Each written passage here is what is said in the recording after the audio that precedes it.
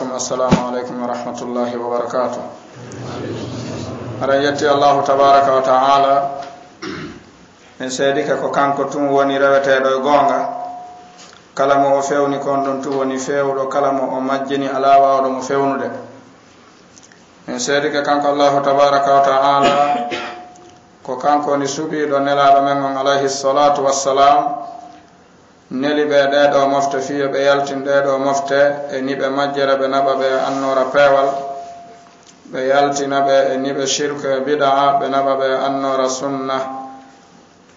be yaltina deedo mofte e rewgol jiyaabe be natta mofte den e rewgol jon jiyaabe be seedi den kambe nela don alayhi salatu wassalam be darike tottugol on don wajib wana Allah tabaraka wa ta'ala welirano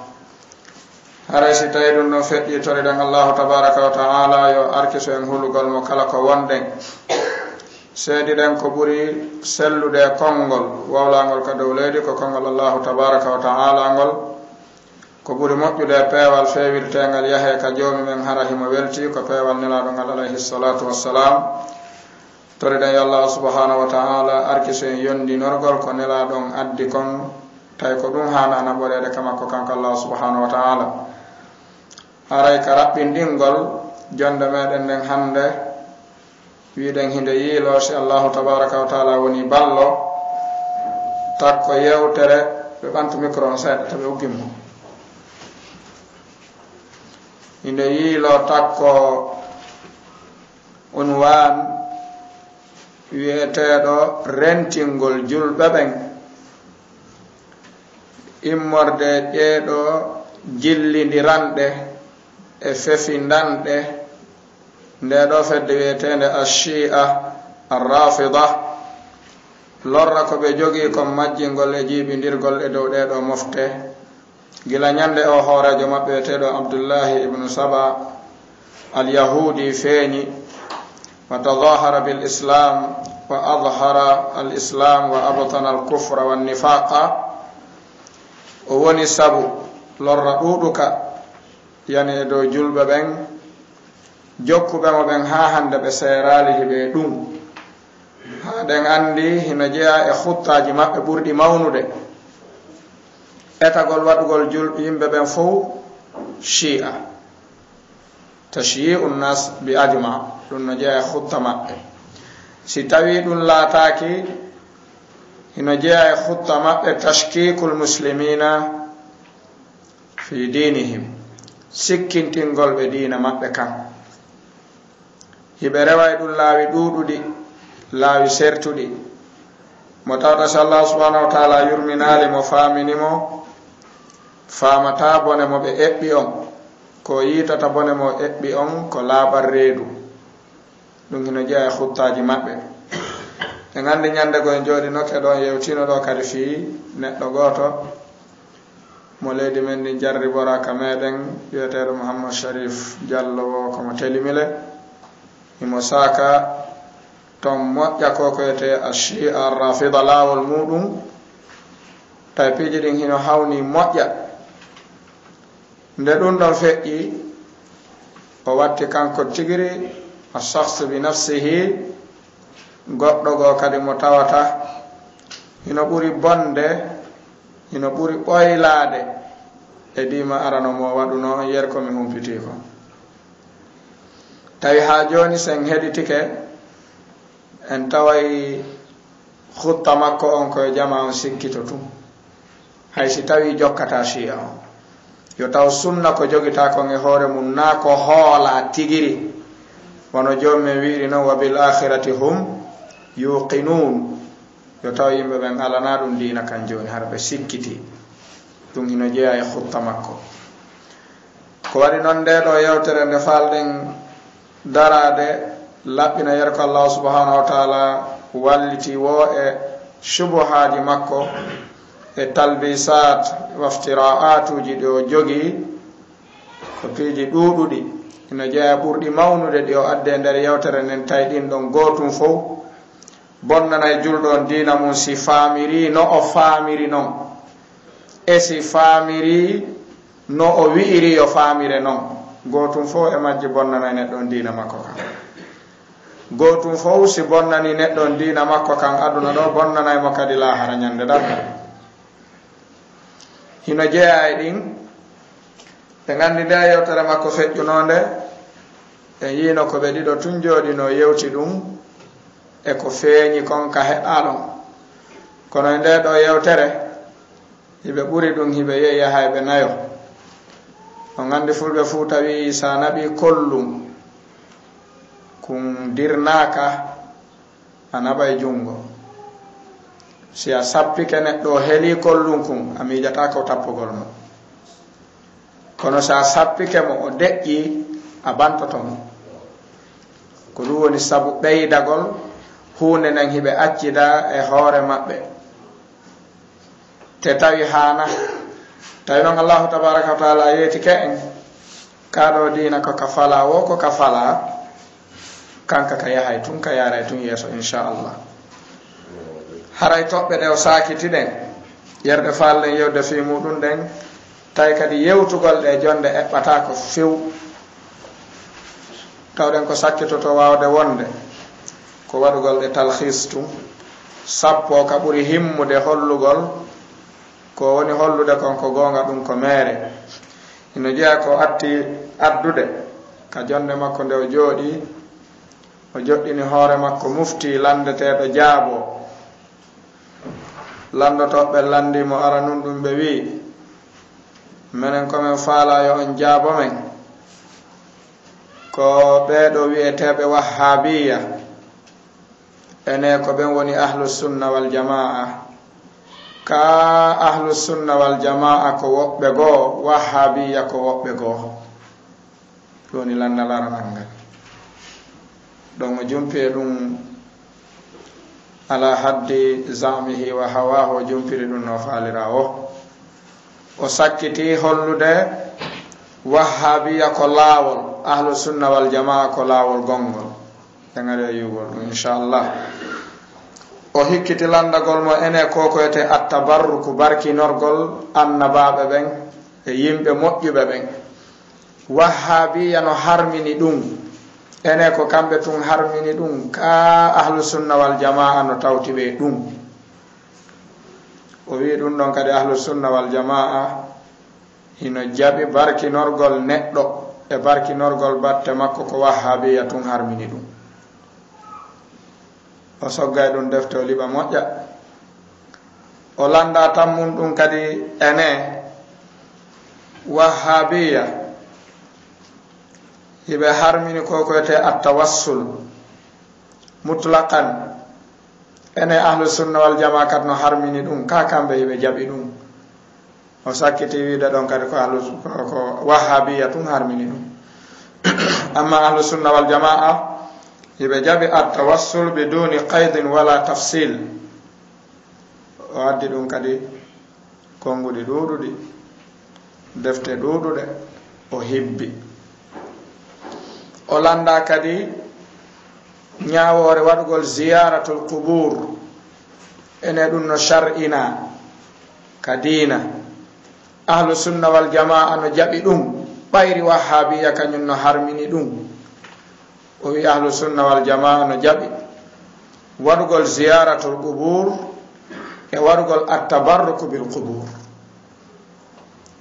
wo waɗugol ziyara qaburu ngun e barkinorgol surraɓe ton ɓen bal e toragol surraɓe ton ɓen ahlu sunna wal jamaa fo no jaɓi ɗum o wi noon wahhabiya kamɓe hiɓe sali ɗum o landa kadi fi mawludu ɗum kadi o wi ahlu sunna wal jamaa ino jaɓi ɗum wo ko wahhabiya sali ɗum o landa kadi fi jooɗagol moɓodire e nokku e juulirde ma ko wana sowru ɓante jomi men jante ko wona waɗede juulirde ko rentuɗen o wi ɗum hino tabiti no selli o wi ko wahhabiya tun haɗi ɗum ahlu sunna wal jamaa fo no jaɓi ɗum ko ɗiɗon subuhaji ɗi o addi ɗin e nder yewtere makko ne yer komi heɗitimi ɗetti ko ɗiɗo jeego ɗiɗo noon fof ko attori ko sendugol taw karamo koɓɓen ɗo en aroyde ɗum nde on tigi heɗiti yewtere nden no woni nde waɗirde noon himo yewta inna yewtere mo hula ko waɗi fulɓe fuuta ɓen wo hulɗo sino wolude anday kono enna himo hooli e ko woni wadde kon tawgol no gasa hoore ɗum ko tawgol himo accida e hoore makko o alaka hollede ko woni addude konko meere ɗum neeɓi ko fuɗɗi haɓugol islam fiwata sunna yaaru yeeso kono joni min wolino ko neeɓi yuriduna liyutfiu nurallahi bi afwahihim joni min wi wallahu mutimmu nurihi walaw kariha alkafirun joni min o wi ɓe serata hiɓe eɓɓaɗanningol islam kono joni min timminay tun islam nelaɗon ɓe maki la yabluganna hadha al amru ma balaga allaylu wannahar wala yatruku llahu bayta wabarin wala madar illa adkhalahu llahu hadha ad-din bi izzi azizin wa bi dhilli dalilin hadis on no juuti ɓe maki joni men accata suudu ka dow leydi ɗon ɗo naadali islam si dargal darowo ɗum wona e teddugal tedduɗo ma e jasere jasowo ɓe gandi ɗum ɗo ko wa'dun la yatakhallaf ko ɓe eti wo ko ɓe eti ɓe yaltinoyta fof kono ɓayri li kulli shay'in sabab ɓe wi ida ulima sababu batala al ujubu aw zada al ujubu si tawi en andi sabu ko faalaɗen ruttirde ɗum ɗo kon no gasa kawase on iwama o ɓeydo ko waɗi nelaɗon alayhi salatu wassalam e salafa hadihi l umma ɓe jaɓatano islam meme ɓe deƴƴa bal nelaɗon yottantano ko hoore mum tuma ɓe inni mi accata o hare ko islam mema idan ɗum hino jeeya e jikku nelaɗon alayhi salatu wassalam hino jeeya kadi eko karmokoɓe aljarhu wa taadil ɓe wi man adhara almunkara alaniyatan wajaba raddu alayhi alaniya ulama'ul jarhi wa taadil ɓe maki kala tewiɗo pas saaki dow bone mo o jogii on yeeso julɓe ɓen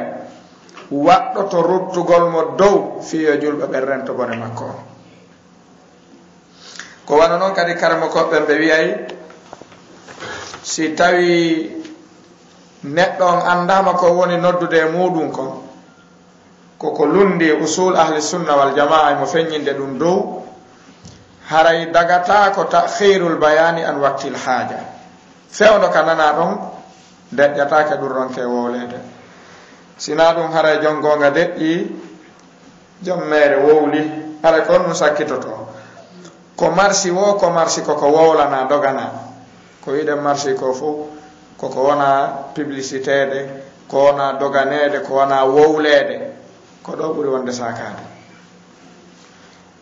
ko wana noon ɓe wi kadi wondema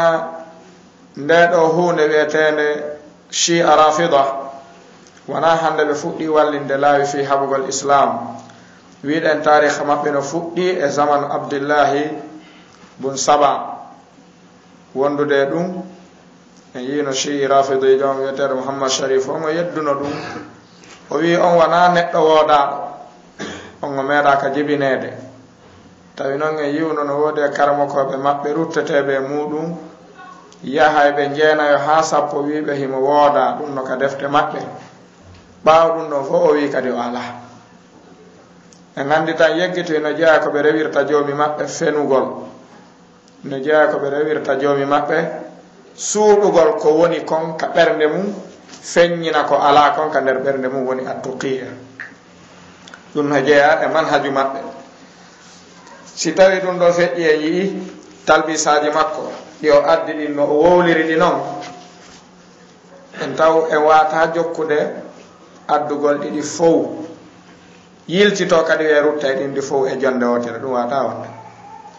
sabu ko 1h20 e ko fawi yewtere nden ɗetti gandi nde juuti ka esse 1h20 kadi rutta e nden ɗon wata wonde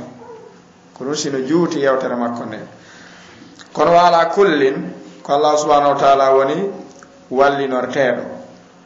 talbisaji makko ɗin no wiruɗen noon aranum ɗum e bone makko ɓurɗo mawnude ka yewtere makko kanko Muhammad Sharif Al-Rafidi o wi'i o udditiri aya Qur'an o wi wa man ahsanu qawlan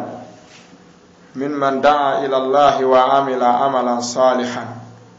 wa qala innani minal muslimin ɗum ɗo alaka Qur'an wa amila amalan salihan ɗum ala suratul Fussilat ko wa amila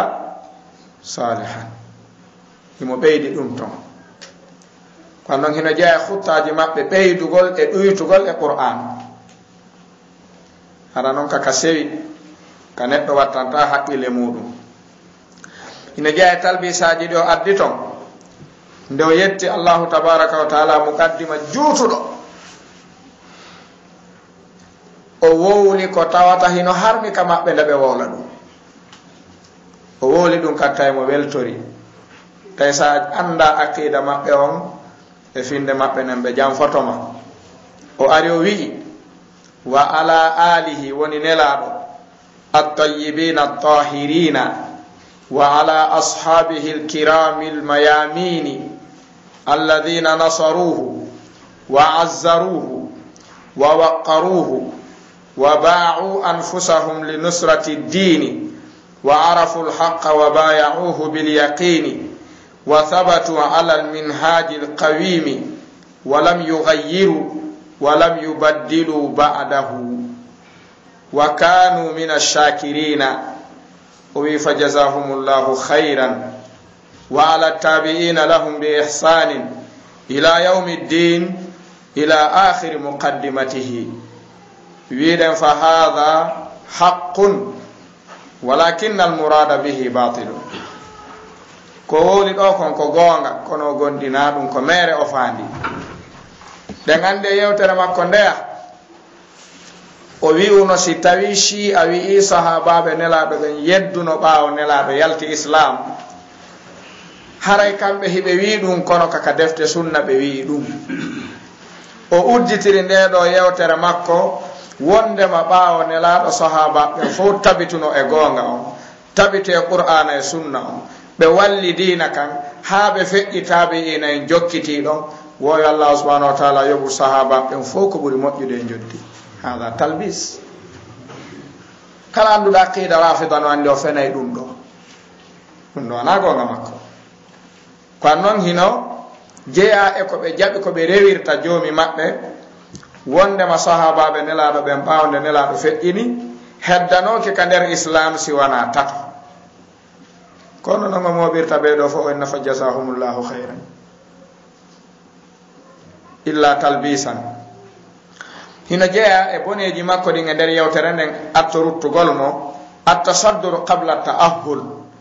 jooɗagol watta hoore mum jaabotoɗo lande atto o heɓude ngal gandal neɗɗo on himo weli ɗengal kono ala gandal few laysa indahu mabda ilmi sen heɗitike muqaddima makko gila kaw fuɗɗi ɗon si tawi komin haysu nahwi a tawa o anda ɗum few si tawi komin haysu sarf a tawa o anda ɗum few si komin haysul balaga a tawa o wawata ɗum few si komin haysu nutqi a tawa o wawata wolde arabo joni noon muskila ɓurɗo mawnude on ko kanko jooɗi o wi ko landeteɗo jaabo e ka dina en andi nelaɗon alayhi salatu wassalam ɓe makuno inna allaha la yaqbidu al-ilma intiza'an yantazi'uhu min ibadihi ɓe maki walakin yaqbidu al-ilma biqabdi al-ulama hatta idha lam yubqi aliman ittakhadha an-nasu ru'asa'a juhalan fasu'ilu fa aftaw bighayri ilmin fadallu wa adallu rawahu al-bukhari nelaɗon ɓe maki gandal ko iwirta ɗo ko mayugol karmakoɓe si karmakoɓe anduɓe ɓe maayi ha heddike sikkaɓe no andi tawi andaɓen ɓe jooɗoto jonde karmakoɓɓen ɓe lande ko ɓe andi e ko ɓe anda ɓe jaabo fuu ɓe majja ɓe majjina ɓayri ananay ka yewtere makko himo yewta wi awo qala anasun as-sahabatul karim kala nan do arabu go kunni nande dum do ko faljere ndare himo nadi dira bainal mufrad wal jam as-sahabatu ko jamuni al karim ko mufrad madum enna abdullah ibn umar as-sahabiyul kiram ifo anani raymo abdullah ibn umar ko mufrad o enna mo kiram o watta mo jamu kawadete damma o wada kasara kawadete kasara o wada fataha dum taye ito dum ngawata andude no foti karamo ko benno be wi no jeey mabbe sheikh be war be ne deftere wietende adabul ikhtilaf fi masail al-ilm wa ad-din sheikh awama be maki akthar ma afsada ad-dunya arba'a ko buri bonnude aduna on gila aduna on wali ko yimbe nayo kala ka aduna boni sa jokki atawa goto be no tawti be maki awalan ko nisfu mutakallim wa nisfu mutafaqqih wa nisfu mutatabbib wa nisfu nahwi be maki amma nisfu mutakallim fa innahu yufsidu al-adyan amma nisfu mutafaqqih fa innahu yufsidu al-buldan bemaki amma nisful mutatabbib fa innahu yufsidu al-abdan bemaki amma nisfu nahwi fa innahu yufsidu al-lisan kon ngaddorne wo jangi jangali bonnay dina fami famali majjinay fala do fewude noddi tagol no wawi nyawndude hara janga nyawndigu wara yimbe be noddi tagol no wawi arabu tawa janga qawaidu lugatil arabiyya dum bonnay tun hala arabu be wi ko be do nay bonni aduna o non hino jeeya mabbe lannahu yatasaddar bidun an yakuna indahu mablagh litasaddur wala alamu few ina jeeya talbisatuji makko landi do mo omo o wi ko muhammad ali bari woko on woni landi do mo wata sattara o wi kadi awa haray non jonde nde jodi den do nden wahabiya ben no tawti en gagoy ko rusilen faala fiyo mabbe laabu tawi non kongol wi'etengol ngol al wahabiya ngol ala ngol andaka kanko hoore makko faala do ngol nyinnude on tanaqaba wa tadarabat aqwaluhu kongoni dim piyondiri e juude makko ko duudi kono no gasara o faami ma haraw tay pas ara nun dum o wi ahlus sunna wal jamaa karamo kobe mabbe be ko be do o sendi be wallini o wi karamo kobe wahhabiya ben ko be do o sendi o wallini o addani beeda defte o addani beeda defte o fecci o wi si afalama andude wahhabiya ko woni ben woko muhammad bin abdul wahhab ko ron dum fuddi hedo dem modde wo hikkiti don tanira makko on sheikh abdurrahman ali sheikh wado fathul majid o hikkiti don sheikh ibn baz o hikkiti don sheikh al albani o hikkiti don sheikh usaymin o hikkiti don sheikh salih ibn fawzan al fawzan o hikkiti don docteur mustafa murad o wi ko be do woni ulama ul wahhabi o wi defte mabbe den ko fathul majid e majmu' rasail muhammad bin abdul wahhab e akhta'una fil ibadat wal muamalat o konti defte buudude o dettide o wallino wi wietebe wahhabiyya ben ko de don defte mabbe den wo jonnon ahlus sunna wal jamaa ko be do o inni ben kadi wobbe o addani ben kad defte o wallini wo sa yewti day e goddo addani ma de do anduna ahlus sunna wal jamaa o jeeha o sendi ala haddi hawahu do no weliri mo non tay kadi jodi be fo ko jabanobe mo ko waɗi o inni wo ulama ahlu sunna wal jamaa wo ko Bukhari, Muslim, Imam Malik, Imam Shafi'i, Imam Abu Hanifa, Imam Ahmad bin Hanbal o soggi o addi defte ahlu sunna wal jamaa ɗen bimana ummahatu sitta o maƴi kadi ha joni o wi ummahatu as-sihha tawi ɗon kadi alaka ahlu sunna wal jamaa o yewti kadi noon ha o wi min non wonɗo wolande ɗon komi wahhabigoy tawi ko mutanaqid kayfa yanqudu nafsahu amama al mala honno waɗirta ɗum o faala ɓornode ɗum o faala hollude kadi mawɓe ɓen ka meeŋ wondema julɓe wiyeteɓe ahlu sunna wal jamaa ɓen ala toon few ɓen ɗon ko nokkugo woni ko wiyeteɓe wahhabiya ɓen woni ton ɗum ka tawi mo faala e ɗum faamo e noppi maɓɓe o continue kadi o wi ka pewnirgol konguɗi makko ɗin wo hino jeeya e wahhabiyankoɓe ɓen wo cheikhul islam ibnu taymiya hino jeeya e wahhabiyankoɓe ɓen imam ibnu qayyim al jawziya o wi hino jeeya e wahhabiyankoɓe ɓen ono cheikh as-sana'ani tawi noon fulɓe fuu tawi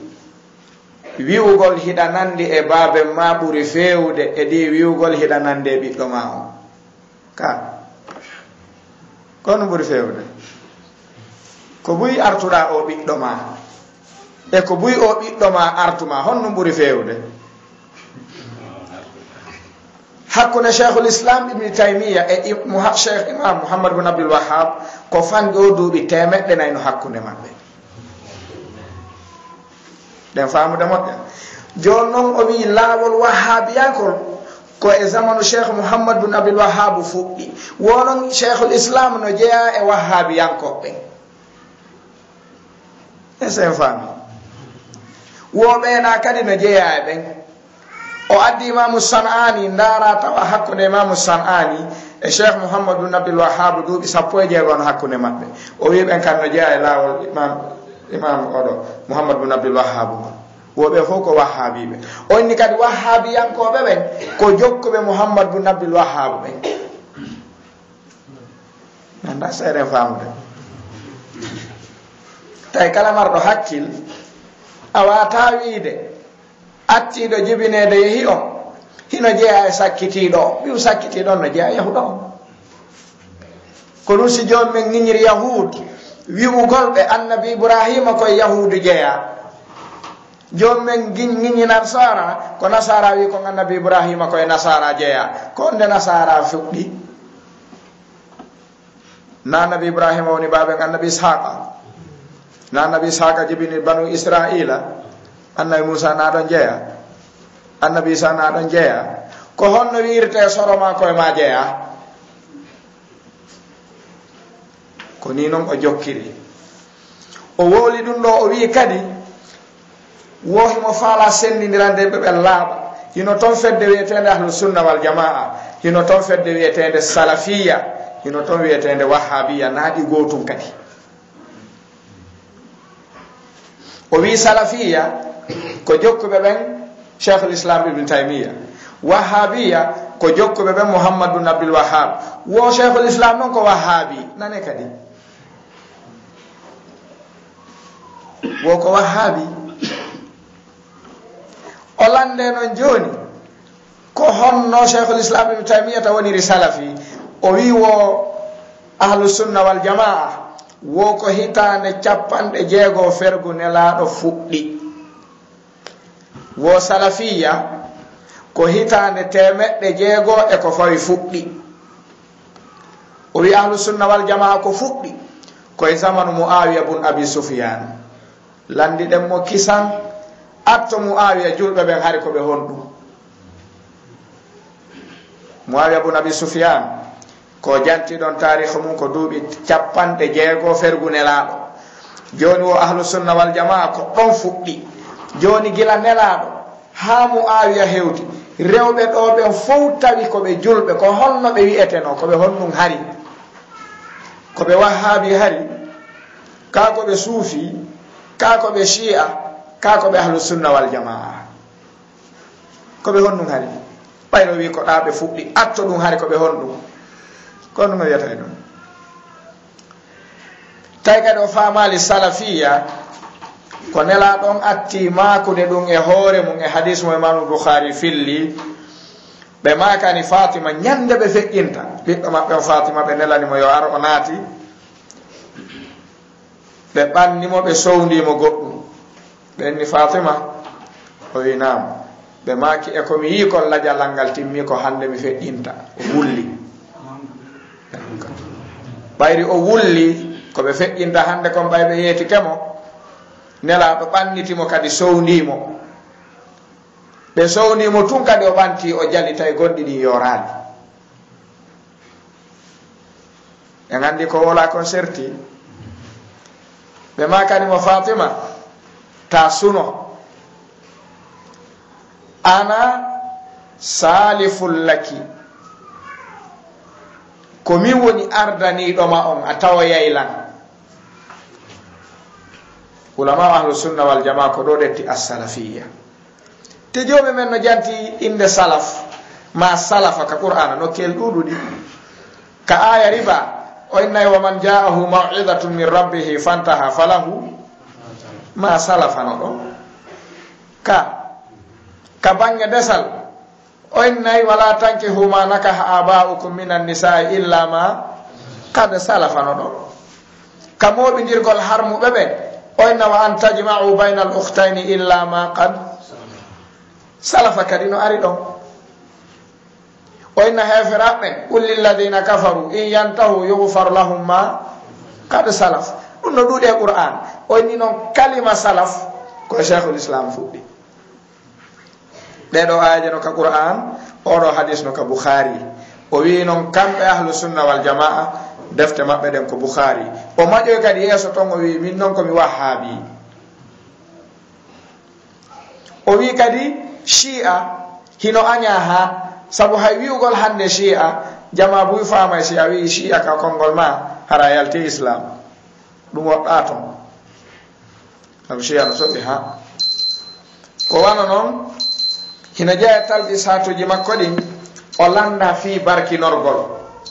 ngandi dum do ena jeya e piiji wondi sabu shirku sakite mofte den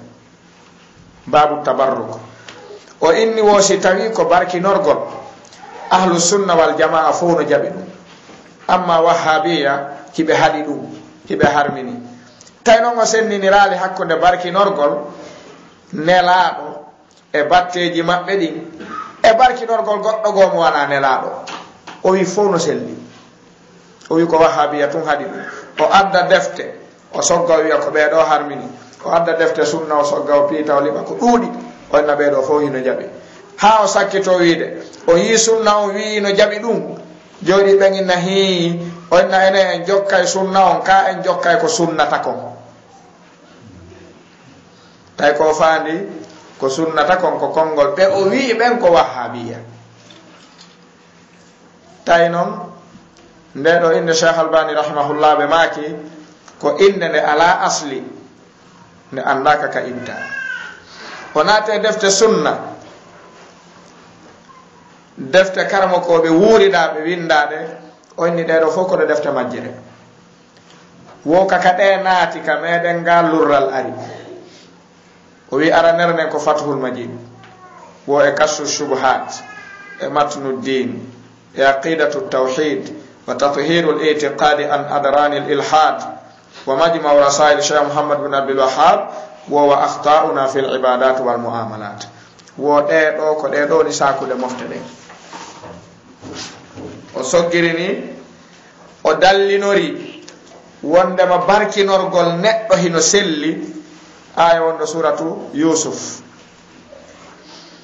wo jawmen o wi falamma an jaa al-bashiru alqahu ala wajhihi fartadda basiran wo annabi Yusuf ne humpiti baabe mu fe ini dettuno dolake mum on jonni biddo bimana koto mudu yo nabu kun don dole kun bugo kun ka yeso baabe mudu bimana wumuɗo annabi yaqub si ɗum ɗon woni ɓe wumtay dolo kunkun yehi allah subhanahu wa taala wuntini ɓe woɗo ene na dolo kunkun barkinora ɗo jooɗiɓe ɓen wi ko ɗum kay wo jonno si tawi wo dolo kun iwrani en ɗo ka mawɓe meɗen tedduɓe ɓen ko ittire mbuman kaku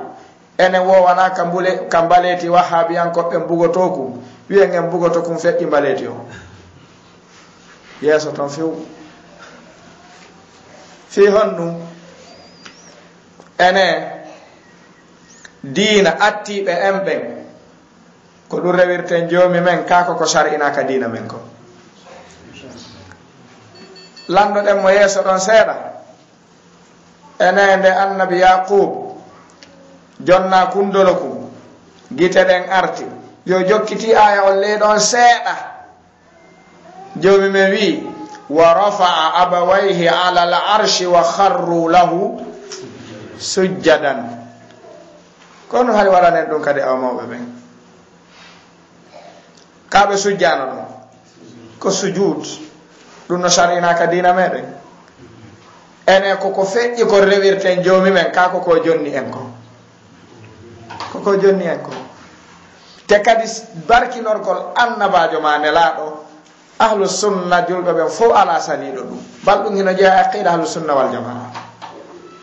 o wi noon ɗum ɗo ahlu sunna wal jamaa no jaɓi ɗum woko sari ɗum ko wahabiyankoɓe o ronki senninirde o wi wo si selli barkinorgol annabaɓe e nelaɓe sellay barkinorgol kala mo wana kamɓe kadi wo kala moƴƴo wiɗen singal bafa ludditama kala mo ɓuruɗa no hanuma barkinorde ko honto ɗum hattoyta ara hontona yahede ko wana noon kadi o wii wo defte ahlu sunna ɗen kala faalaɗo humpitade sunna wo komo watta o malik wonde wona deftere wahabiya ɓe janggataɗe e fewu wo sahihul boukhari ɓe memata fewu muslim ɓe janggata ɗum ɓe ala haaju e ɗum fewu fathul bari ɓe memata ɗum fewu assunanul kubra wo ɗe ɗo fof ahlu sunna al jamaa ko defte maɓɓe ni wahabiya ala haaju e ɗe boneji makko ɗin ɓurtu o woli noon kadi ha o wii wo si tawi selli barkinorgol nelaɗo e gurdam maɓɓe ɗan wo ene en saloto barkinorgol ɓe kadi siɓe feƴƴini jooɗi ɓe wi o way wo awa no selli yawgol tawaɓe ka kaburu maɓɓe toroɓe haaju muɗum ko ɓen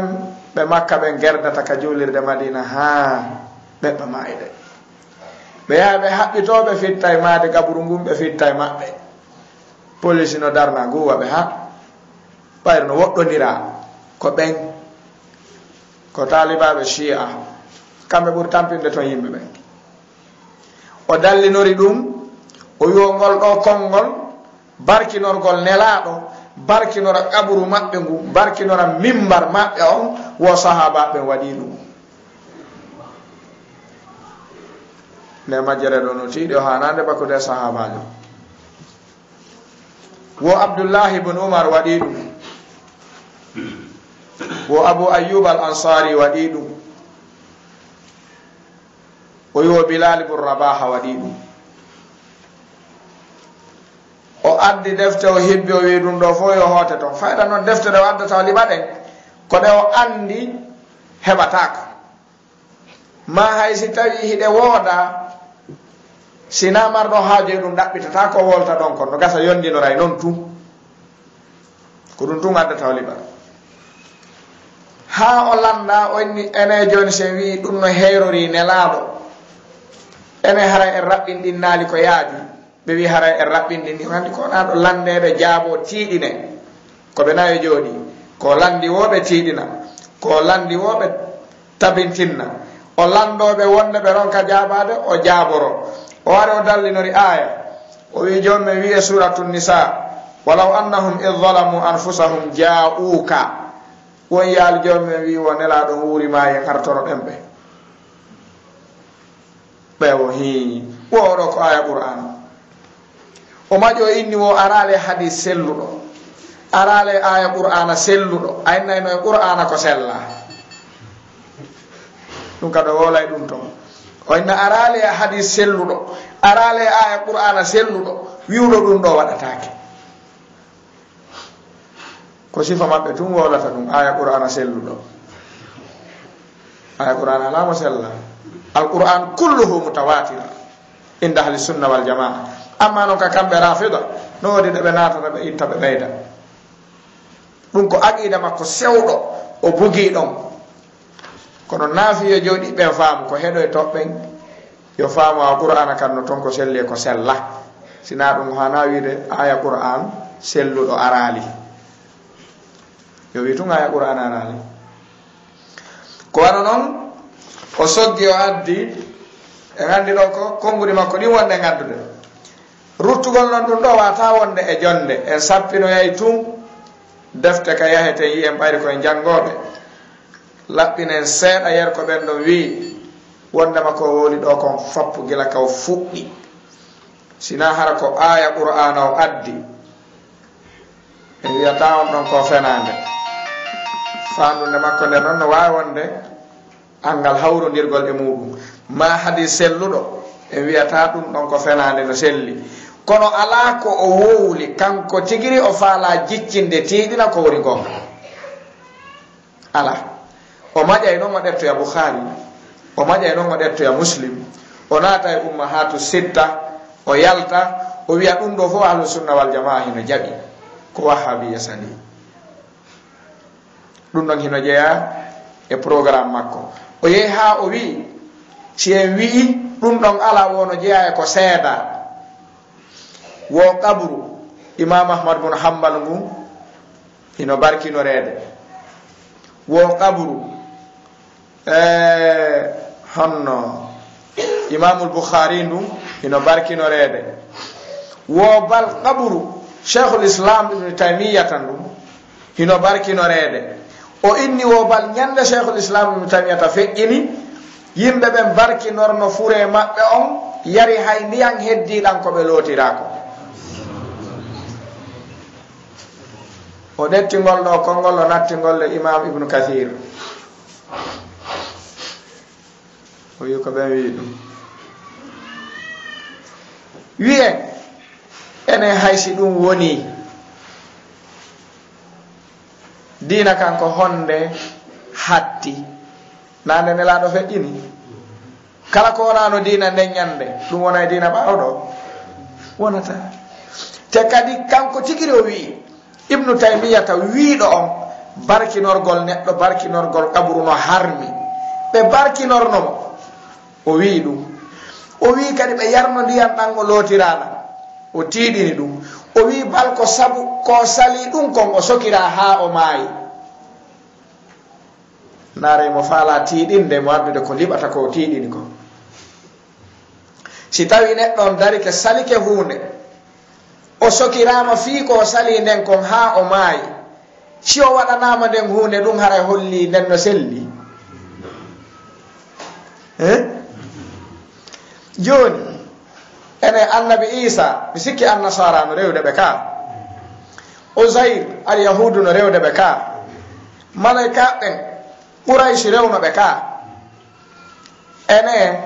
ɓayri ɓen ɗon ɓe welaka ngal dewal hiɓe mari bone e ɗum ka joomi men ko ɓe rewako ko ɗum ɗo wono sendidiraali waɗanede hunde nden hara no yiɗi nde e waɗanede hunde nden hara yiɗande ko annduɗa fima ko ha maya ko feƴƴata ɓaɗon ko nanandi ka te kadi ɗiɗo hino jeeya subuhaji yo addi o wallini o addi kadi nder ton o wi e damal attawassul o naate e nder damal attawassul wa tabarruk o wi hino jeeya e ko tabiti ko tawata noon min on mi aali ka o sappini ton fof barka ɗum tanƴina yiyeede ton fof min mi al ɗum ton o wi wo ñande nelaɗo feƴƴini ko naatuno lootugol ɓe ko ali e fadl e usamata bnu zeydin e yaaduɓe maɓɓe haa ɓe gasi o wi nde ɓe looti nelaɗo haa ɓe gayni wo ali bun abi talibin wiwno ɗon nelaɗo mi torike on wata on yeggito yan tefanoyde ñande darngal wota e nelaɗo feƴƴini wo ɗum ɗo Aboubakir kadi waɗuno ɗum tawi noon ulama u tariha no fotti Aboubakir Siddiq tawanoka ka nelaɗo loota few ala jantiɗomo taw o wi noon Aboubakir waɗi ɗum Ali waɗi ɗum a wahabiya no mari imanu dey ko yeddata ɓe yi kaw arori ton o famina ɓe o tiiɗinayɓe woni anda hara ko sawru o woni ɓe waɗude nafimo gonɗini ɓe shi arafida darotoɓe huɗa Aboubakir huɗa Umar huɗa kala mo welaka koɓe huɗako on ɗon daro yeeso men ɗo wiya radiyallahu anhu en nanta ɗum ino jeeya e du'aji maɓɓe ka hutubaji maɓɓe juma koɓe fermirta yewtereji maɓɓe ɗin ko allahumma la'an Ababakrin wa Umar wal'an biman lam yarda bi la'nihima ɗum ko ɗum woni du'a hutubaji maɓɓe ɗin huɗu Aboubakir e Umar huɗu kala mo welaka komi huɗi ɓe ɗo ko subhanallah oɗo noon daro men ka men ga oyna radiyallahu an Aboubakir wa Umar fa jazahu llahu khayran famen moƴƴi moƴƴali yulabbisuna ala nas o naati ka tawassul o wi hino selli ɗettugol neɗɗo waɗa hakkude mum e joomi mum hara ko on yottinoytama attawassul bil ashas o wi ɗum waɗirte nelaɗo waɗirte kala moƴƴo ko ngol laawol ɓe rewi ɓe bonni dina kam fuu goto fof koye aɗa sani rewa mbewa ɓaawo goɗɗo jokko ɗon koni ɓe bonniri o addi o tiiɗini ɗum o wi wo ko sali ɗum wonko Ibnu Taymiyata tun e julɓe ɓen fof wonko heddi kon foppo no jaɓi ɗum o addi o wi wondema kadi oɗo bi nafs attawassul wo hino selli waɗangol kala bani adama moƴƴo ande o gayni atabarruk o addi attawassul wo ɗo kadi no selli suɓugol ma kala mo yiɗa no moƴƴi wiya ko annaba tammi ka joomi an min tumi wata hewtoyde o addi aya qur'an wonɗo suratul maida wabtahu ilayhi lwasila wo hey ko joomi men wi ɗaɓɓe ɗette goɗɗo waɗon ɗon wonon wahabiya ɓen si ɓe wii ɓe jaɓa ɗum wo awata ɓe jaɓu gollitirde qala Abu Hurayra qala rasulullahi ma haddasana wa haddathana wo ɗum ko wasila noon tawi lam yufarriqu bayna alwasila wassanad sanad e wasila na gotum kaari wi'ilan kaari wi'imo kaari wi'i ɗum woni te sanad amma ko kaari mi humi e mum kanko yottinoy tammi ɗum wona sanadu noon ko wasila on noon o ɗettiɗi noon o jellidiri e yeeso haqqille yimɓe ɓe tawi o sendinirali hakkunde jokkorgol joomi meɗen tati ɗi ahlu sunna wal jamaa jaɓi ɗin rewirgol joomi meɗen jokkoro e makko inɗe makko ɗen e golleji ma moƴƴi anɗi waɗɗa ɗin e du'a gorko moƴƴo tañƴinaɗo torare mum no jaabo attawassul bi du'ai rajuli salih o ronki kadi jaɓude sendinirde ɗum wa amma ma wi ahlu sunna wal jamaa no jaɓi fof o wi ko wiyeteɓe wahabiya ɓe tun sali kadi fof o gayne ɗum o ari o wi kadi goɗɗo kadi maƴi landi wi fi ziyaratul qubur o wi he awa hande noon kakallore wahabiya wonɗen ɗo lando ɗo hulɓiniɗi tum ha ɗon kadi ɗo o naati o wi ahlu sunna wal jamaa no jaɓi tefore no woodi ñande dargal kono wahabiya no harmini wi ɗum ala o wi hoore maɓɓe ko Ibnu Taymiya e Muhammad bin Abdul Wahhab o konti ɓe ha o gayni o wi ɓeɗo ka defte maɓɓe fof ko wasila ala tabarruku ala ko mushrikuna kuffara kafiruna tun yiyata ɗon o soggi ɗum ɗon ha o gayni ka babu tawassul o yanñi damal ngal ko moƴƴa ka babu tawassul o yanñi ngal ha o wi ko cheikhul islam tun sali ɗum tawino mofteren fo hino andi ko atti ñinnude ziyaratul qubur bi tariqa alshar'iyya ko cheikhul islam ibn taymiya ɓuri kiiɗinde ɗum e defte muɗum haaɓe maaki kamɓe yajuzu ziyaratu quburi lkuffar litadakkur walakin la yajuzu du'au lahum inda ziyara ɓe maaki juuragol kaburuji ɗin fuu no selli kono harmi toranagol shirkoɓen e heferaɓen no selli noon yawgol ndaara ɓe fii lil itibar li annaha tudakkirukum l akhira woni illa o ko ɗum si karmo koɓɓe ɓe wi ndaara e rafida e wonugol jongi ɓe jooɗata ko sinaka barme cheikhul islam e makugol yo ziyaratul qubur yo waɗe ɗum wurnita e ɓerɗe ɗen ɓe dari ɓe wi o ɗum waɗatake ɓe wiɓe hay heferaɓe no juure ene si tawi ɓe wi ziyaratul quburul kuffar yamno ziyaratul quburul muslimin o dari noon o tiiɗini ɗum ɗo kadi ha ɓurti o addo e kadi kata wassulu ɗo o wi ko atti wadde wasila bil ashas wo ko ɓen men adama o sanadu no woɗɗimo ha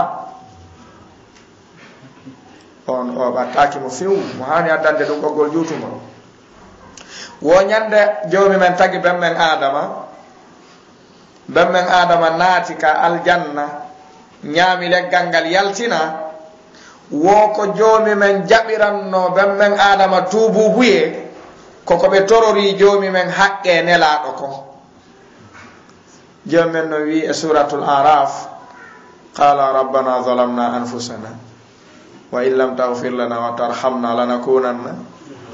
min alkhasirin karamo koɓe tafsir heɗanteɓe ɓen kaalu sunna wal jamaa ɓe wi ko ngol ɗo konngol woni fatalaqa adamu min rabbihi kalimatin ko ɗiɗo o wi noon wo ɓen men adama wi'u joomi miɗo tororoma sabu haqqe muhammadu on yaafola joomi men wi wo ko hombo andinma muhammadu wonde taguɗami soruɗa wonkiyanki e an mi ɓantino mi ndaari ka sengol e arshima mino windi ɗo muhammadu rasulullah wo ɓayri mi yii ɗum mi tawi hino windi takko inde ma nden mi andi ala tedduɗo kama ha hewti o si a tororama oɗo tunga yafoto ko ɗum mi waɗi wo joomi men wi ala ko ɓurma famude adama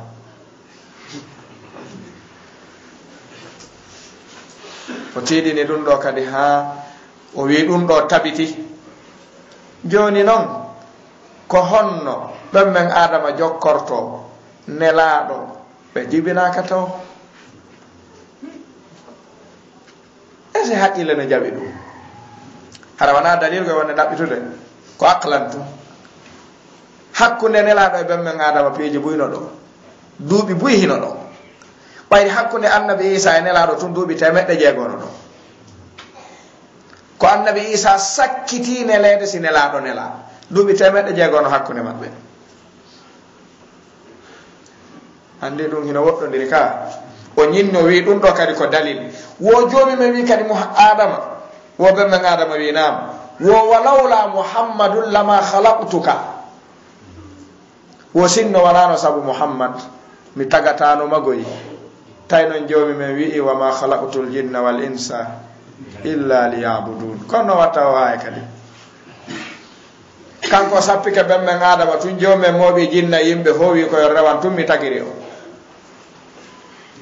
himo mari tanakuɗatoji ɗi tawata en andata ha honto ɗi foti kono si ɗiɗo accirama ni heɗorama ni o mimma la shakka fihi mo ɗuuɗa faamu lorroray ɗum ko fi hon ɗum o adda e defte o hibba o wowla o sappo onna hino ɗon hino ɗon hino ɗon hino ɗon yonna si tawi bindi ɗuuɗa an hiɗa fiɓi koko yiya e deftere mi jokki hatta jokka ɓayri janngugol ngol naafi ɗum no jokka ha e juuɗe buy e meɗen ko wana noon kadi o wi'i e nder konnguɗi makko ɗin o landa ko honɗum woni ñaawore moɓodirgol yimɓe ɓen ka nder juulirɗe janto joomi men har ko hito wooto o wi ka ahlu sunna wal jamaa ɗum no jaɓa ka wahhabiya ɗum no harmi o wi ahlu sunna al jamaa fof no jaɓi ɗum o addi damal ka Bukhari o addi damal ka Muslim en adda e yiwgol ngal o wi ɗo no yomi jaaba noon ɗum ɗo en arta taw ka mawludu tawi o landaka ɗum few goto landaki mo fi ɗum o naati ɗon kadi o wowli yer ko faala o inni wo wahhabiyankoɓe no windi ka defte mum wi'i waɗoɓe mawludu ɓen ko zina yaata ka mawludu woɗum no e deftere kaarire se gudditinde ɗo joni en taway o fenay wo ka akhtauna fi l ibadat wal muamalat yahen damal ngal ɓay mo sappingal hingal ɗon ndaaroye fa huwa kadab ese marɗo hakkil no wala sifa ɗum bi kalima zina ɗum alata ɗum o inni joni noon ɗo en gaynuɗon sen gayni ɗum wo aren ka jantagol jomi me wo ɗum no selli moɓagol sooƴa o addi ɗum dalil ka Bukhari fadlu majalis dhikr o addi ɗum ka Muslim fadlu dhikrillah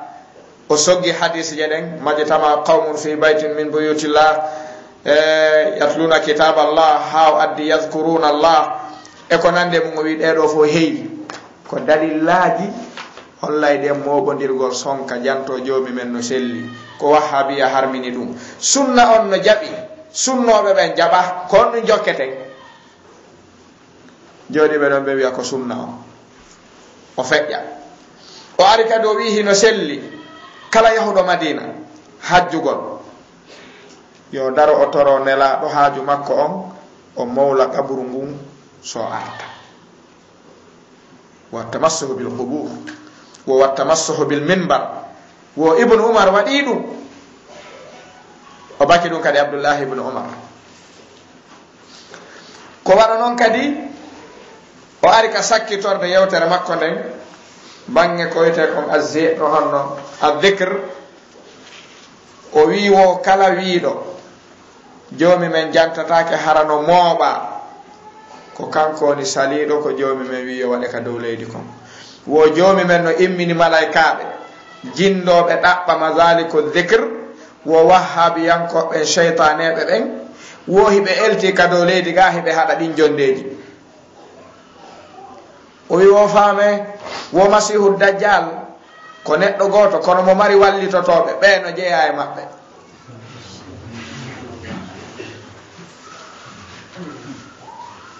moliteji ɗuɗuɗi nder ton nde o fermi ɗo o wi joni noon hara nde ɗo jonde men wo ko ɗo wonɗen darade yewtere nden ko ɓeɗo nayo waɗi nde wo ko Mouhammad Sharif wo e Mouhammad Ali Bari e Abdoullahi Diallo ɓe ɗiɗo wo haray bimana en jokkitoyay kadi ande hulafi muɗum kono noon haalaka ronkede programme makko ko waɗi sen darti min haysul ilm no gasa hara ko o wona wallitorede waɗa ɗum ɗo ko ɓayri ko leñol fulɓe ɓe mo faala majjinde himo wawi ngal ɗon ɗengal kono wala bindi ko wowlira dina min haysu mustawal ilmi wala ɗum sen faala yaha heɗoɗen yewtere makko nden mo gaddima on tuyoni ko andiren simo jange so janga way ɗon ko arabo wowli ko ɗon o wayri arabo ko heddi ko fof ko defte ɗen ngol tawde mum o sakko o feƴƴa joni noon wiɗen ɗiɗo konguɗi yo sappiɗo fof o wowli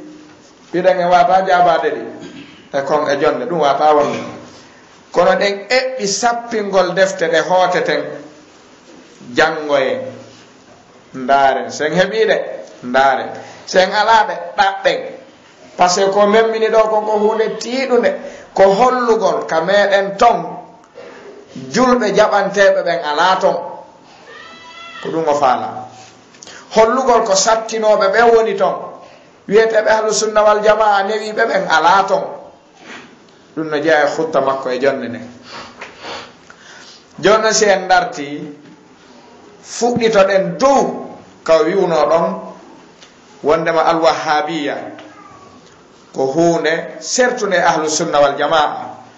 salafiyya ko hunde sertule ahlus sunna wal jamaa. Ahlus sunna wal jamaa ko hunde feerere ko fecci ɗum ɗo kon sen ndaari ɗeɗo defte ɗe wonɗen arde jantade ɗo en tawaye ko woli ɗo kon fof ko fenaani hay fus e mum ala. Balɓeɗo fof hino darti karmokoɓe maɓɓe ɓurɓe molanede fayda innayi ɓe o ɗetti e juuɗe mum wuuridaɓe ɓen. Karmokoɓe wuuridaɓe ɓen no rutti ɓe moƴƴo e defte andade mustaqilla. hino jeeya e muɗum talbisatuhu jooɗagol mo jang bimana watta hoore mum jannowo jaabotoɗo lande haraw alangal gandal fewu. masibo ɗum se dartinde deftere wiyetende jami bayanil ilm wa fadlihi damal kaɓe maki ɗon man yastahiqu an yusamma faqihan aw aliman haqiqatan aw majasan wa man yajuzu lahu lfutya inda al ulama. sen darti ko imam ibn abdul barri addi ɗon kon fof en tawa o handa e wolugol kadi ala ɗo sifa hay e goto mo mari kanko wiyeteɗo mouhammad sharif olowo. deftere ɗimmere nden kitabul faqih wal mutafaqih lil imami khatib al baghdadi hiɓe waɗi damal bab ma jaa min al wa'id liman afta wa laysa huwa min ahlihi. ɗum kadi ko ɗeri ɗuɗuɗi damal kamba argal ngal e neɗɗo joƴƴinɗo hoore mum jaabagol lande hara o hewtali o handali e ɗum ka gandal. kamba ko joomi men maranimo kon hino ɗuuɗi himo suusi non ɗum. hino jeeya e talbisatuhu sendugol mo karamokoɓe mofte ɓen wiya ɓeɗo ko sunnayankoɓe ɓeɗo ko salafiɓe ɓeɗo ko wahhabiyankoɓe senda defte ɗen kadi baka e yimɓe ɓen. ɗum ɗon hino jeeya e muɗum o wi kala si a yewtida e wahhabiyankojo ta addamo boukhari e muslim wo o gondina nden wo addamo fatul majid e kasfu shubuhat ko ɗen ɓe andi. jonnon sen darti nde ɗon deftere wiyetende e mani salafiyun wa limada yakhafuna salafiya. ko honɓe woni ɓe wiyeteɓe salaf ko honɗum waɗi feddeji ɗin fof suusata wiyeteɓe salaf. ala fedde wonde ka dow leydi ɗo wonde dogande ko faala suusunde ahlus sunna wal jamaa jooɗodede pooɗodirede ɓe jaɓata. si tawi le yani tawi maɓe waɗa haray ko maɓe waɗa kono la yajrauna alayhim bal yakhafunahum. ko waɗi si tawi yewtere men nden nde weeli wo sa addi dalil te yewtere ma nde weeli wo fiya ala dalil en jotta wolta ko ɗuɗi ko wigol tum ɗon kadi no moƴƴiri non jon non ko honɗum moƴƴini ɗum on ɗum ɗon ala yewtere nden juutata ko ɗum waɗi si ɓe suusata ɓeɓe ɓe innata assalafiyun. kono noon sen darti min akhlaqi salaf cheikh ahmad farid ɓen kan no addi jikkuji salaf en taway ko honɓe woni salafiya. salafiya ko jikku wona yimɓe ko kala jogitiɗo qur'an e sunna no sahabaɓe ɓen e tabi'ina e tabi'ina famirno o haaɗi ɗon huwa salafi. wona neɗɗo fottete wi'e ko ɗo woni salafi o la ko sifa no way kal iman no way kal kufre. ɗum ɗon hino jeeya e muɗum. kono noon sen darti neɗo wiyetende deftere wiyetende at-tuhaf fi madahibi salaf cheikh mouhammad ali shawkani ɗen noon kadi ɓe yewti rutti ɗiɗo woni wolde ɗo fof a sikkay ɓeɗo fof ko wuuri duɓe o a sikkay o wowru ha o gayni kamɓe tigiri ɓe waɗani mo raddu haala makko kam. kono noon nde ɗo deftere wiyetende a cheikh mouhammad bin abdul wahhab aqidatuhu as-salafiyya wa da'watahu al-islahiyya cheikh mouhammad ali abou tami ɓeɗo kadi ɓe yewti ɓe wi yewtere oɗo nden ko fenande ko o baki kon e cheikh mouhammad bin abdul wahhab wiwgol hiɓe sali ziyaratul qubur hiɓe sali attawassul hiɓe sali oɗo honno attabarruk bal fihi tafsil wiwgol hiɓe sali alshafa'a ahlus sunna wal jamaa ko ɓe lurri e heddiɓe ɓen fof kadamal shafa'a ko tawgol kamɓe ɓe jaɓa alshafa'a illa bi shurut arba'a ɓe maki ɗiɗo si timmi shafa'a no tabiti sidido timma shafa'a la payre jomen no wodi aya ka wi shafa'a la no wodi aya ka wi shafa'a no wodi sikoni be wi non sharti jidin e ko be mobinir deftere qur'ana e sunna be yi ko nay ko qudratu shafi ala shafa'a tawgol tefo won taw no wawi tefude ko faala tefude ko wa islamul masfu'i lahu tawgol tefante don ko juldo kefero no tefane nyande dargal wal idhnu lishafi'i tawgol jomi men hino newnani mo yo tefu man dal ladhi yashfa'u indahu illa bi idhnihi e tawgol kadi wona do tefanede on jomi men no welamo no welayo o tefane wala yashfa'una illa liman irtada be wi dido nay sidi timmi tefore no wodi nyande dargal si gotu ngedi pottike haqqe neddo kanko wala tefore nyande dargal be ronki non mobindirde dum do waro wi Cheikh Fawzan no harmini dum ka aqidatu tawhid Dr Mustafa Murad no harmini dum Ibn Taymiyyah no harmini dum on naadi o woli de o faala kon sen darti nden non en taway ko fenande oni bakkude julbe ben dum do daragol mo taw senda be do karamo kobe wiya Imam Malik, Imam Abu Hanifa, Imam Shafi'i, Imam Ahmad bin Hanbal, Imam Bukhari, Imam Muslim ko sunna yankobe Ibn Taymiyyah, Ibn Qayyim kare ben wana sunna yankobe ko be karibe no holbini ha burti kon ngandi Imam Izz ibn Abdus Salam rahimahullah be makino luhumul ulama be makiko masmuma man shammaha marida wa man akala minha mata be maki tebbeli karamo kobbe ko wada dum boso mo lunni kedi luubi mo tungo nyawe o nawne mo nyaami kange mo gokku harayo maayi jono kanko ko beedo tungo jokki e wowlugol e mabbe e kala no faalira ko buri hawnade kon kado wi be wiyete be wahabiya no jowdo ligoy do e meden o andi ko dum kado wi no de jonde o andi de jonde ko udditirno ko menen be do ahlu sunna wal jamaa beden faala landade on ko nu sendi ahlu sunna wal jamaa e shi'a sunna ka jon mari haajo landagol do shi'a jo kay mo majja ko no sendi be wala majja ka dum ko wana sen darti ne do etende tashihu khata'i tarihi hawla al wahhabiyya kala wiudo fedde wetende wahhabiyya no wodi na deftere no feddi tungala ko anda ko ahlus sunna wal jamaa kono non kullu qarn nela do be maki jommen immina nay de do mofte hoore duubi temedere fo heydintinano o diina majje duubi temedere fo jommen immina goto daroto do heydintinna ka do diina haka wonta kaka wonno do kono sono fu jamaa welsino to ha a hiddude goto daroto gurdam mun da wona fi dum tum ina jeano non e be Sheikh al-Islam Ibn Taymiyyah e Sheikh Muhammad bin Abdul Wahhab e yoga e karamo ko be wuridabe be wi hina je al ulama al mujaddiduna li hadha al asr Sheikh Muhammad Nasiruddin al-Albani rahimahullah be wi duubi temedere fo jommen immina goto daroto do ne do hunde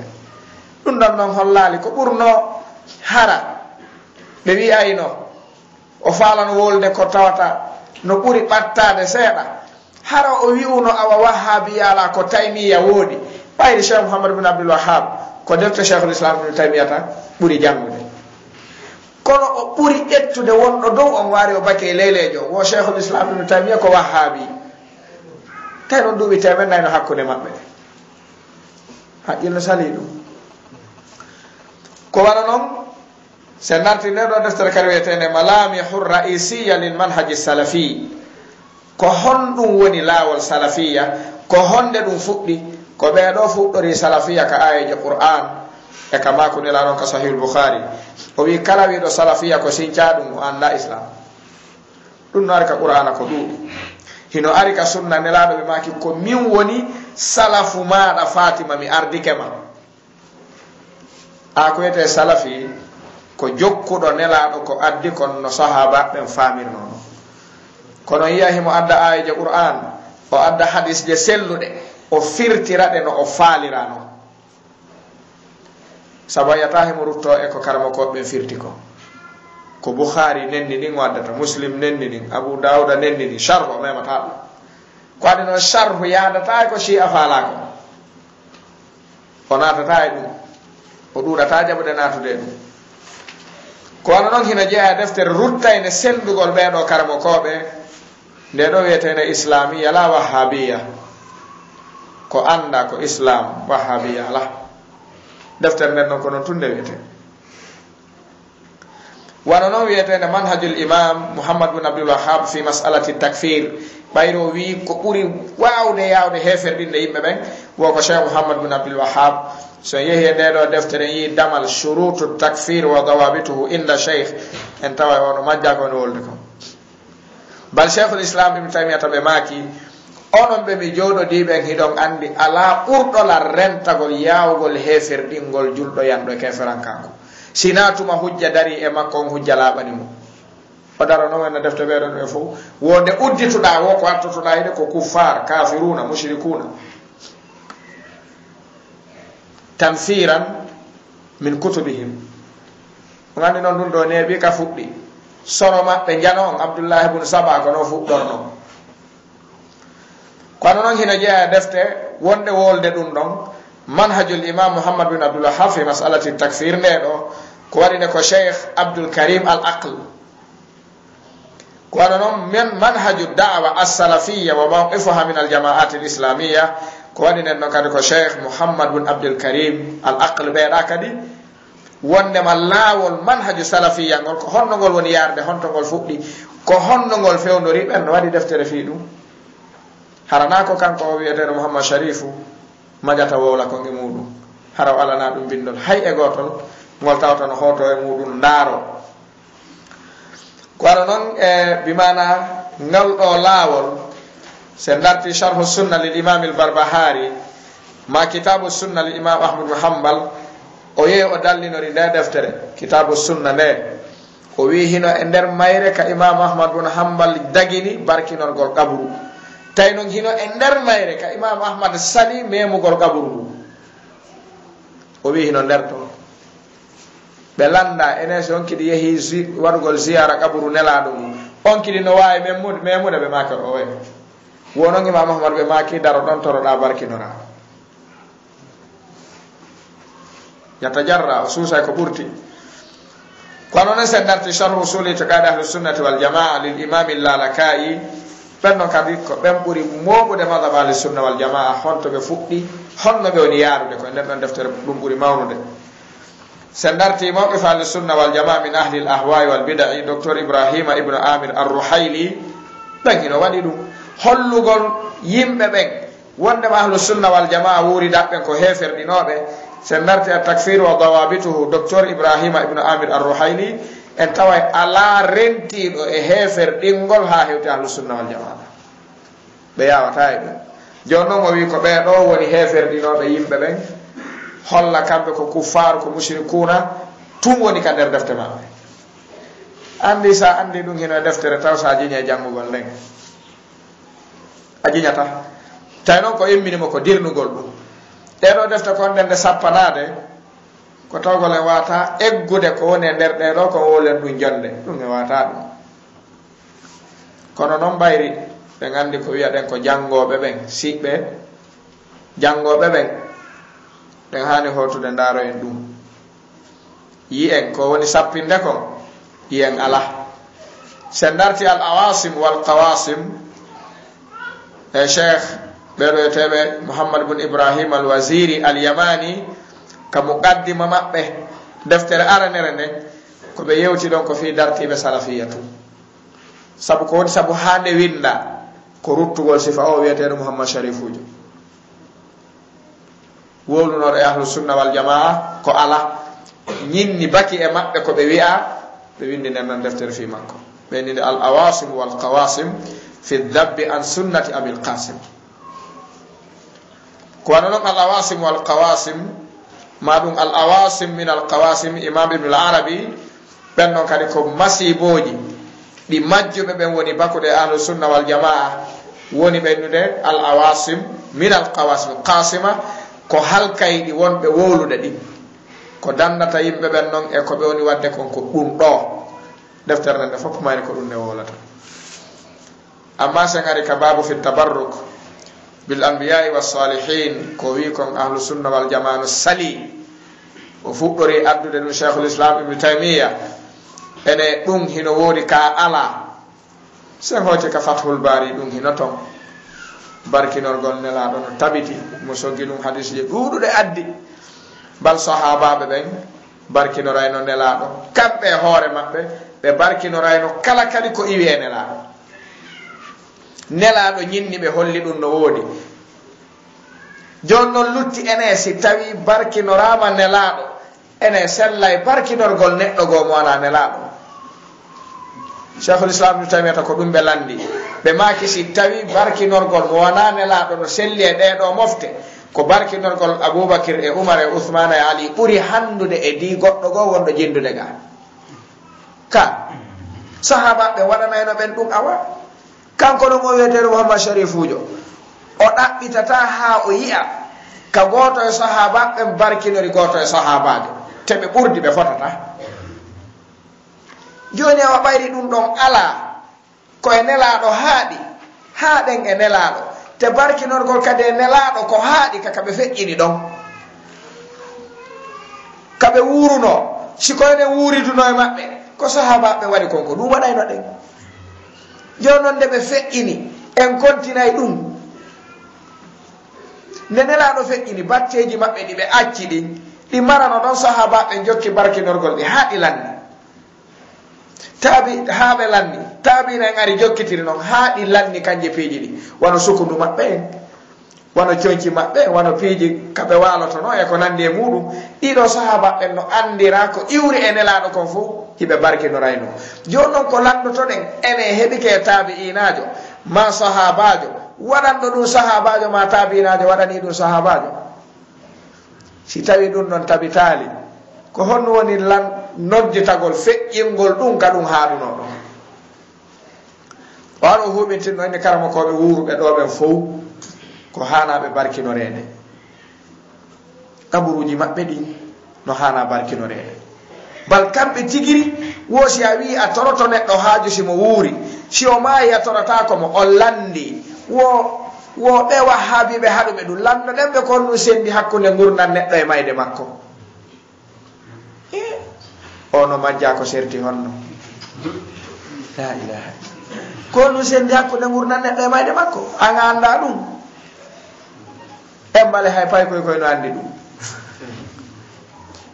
kaari maayi ko ɗum wullimo ka hande wiyama kaari no ɗani wulla kon ɗum wulli mayɗo ko hollugol o e heddiɓe serti ko ɗum si tawi angal famugol ɗum naadi yimɓe ɓen e oto sawuf yaagol barkinoro ha watta torade ɓe haajuji maɓɓe ha ñande goo neɗɗo o yahuno toragol karamokojo surraɗo o ari tawimo haɓide ɓeygu makko o inni ɓeygu makko sa accali mi yaha mi yeto karamokojo on ara o wola fima o ara o wolane par ce que on ɗon a suusatamo ɓeygu makko torimo jeeji ha ta wowloy paymo gonɗini o ara kankadi o tawi ma o yaha o yehi ha o hewtoy ka ƙaburu o dari e hoore neɗɗo o wi ndaara kaari e kaari rewɓe makko ɗiɗo nawliraɓe wohiɓe haaɓi mi wowli ha mi ronki jonnon mi taw mami ara mi wolane yaha wowlana on yo accu ko oya woni toñude arano on o wi ko jano woni toñude ɗimmo on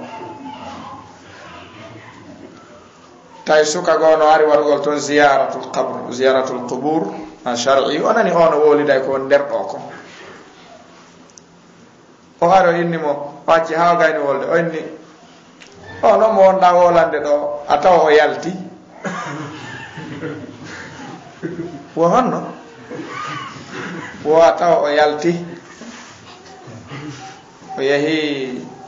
debbo goono fuɗɗi jibingol nokkel kaari o kali o hettaki goɗɗo aranimo ɗo joni ɓe yaadi wallitoyagol ɗon torino o an kana ka feetuɗo woɗɗi no andi miɗa yangoɗa e hoore ko anda par ce que wala nder ton o gila waali ɗo o hay joni hay batte makko heddaki ɗo o yaa honto kanko arɗo toragol ɗo wona andi gila honde o waali ɗo duuɓi jelu oyo mi anda wo batte o heddaki nden o wiyami o yehi jibi wallugol goɗɗo jibina o jon noon encore nu adduma nayo immo ya o wolana ɓe nguma o hi a woli gonga de o min raɓɓiɗi faamu ay noon ɗum ɗo ko nu naadimɓe ɓen e ɗum ɗo ko ɓee wiyoɓe yaw barkinora toroɗa neɗɗo so waalike o maayi ko honɗum o wawani hoore makko hay fus bal ko kanko mari haaju joni e yimɓe ɓen kaw waali o maayi ɗon kanko mari haaju pooseede mari haaju lootede mari haaju juulede mari haaju surrede bal nelaɗon ɓe maaki mari haaju toranede ene toranteɗo no tore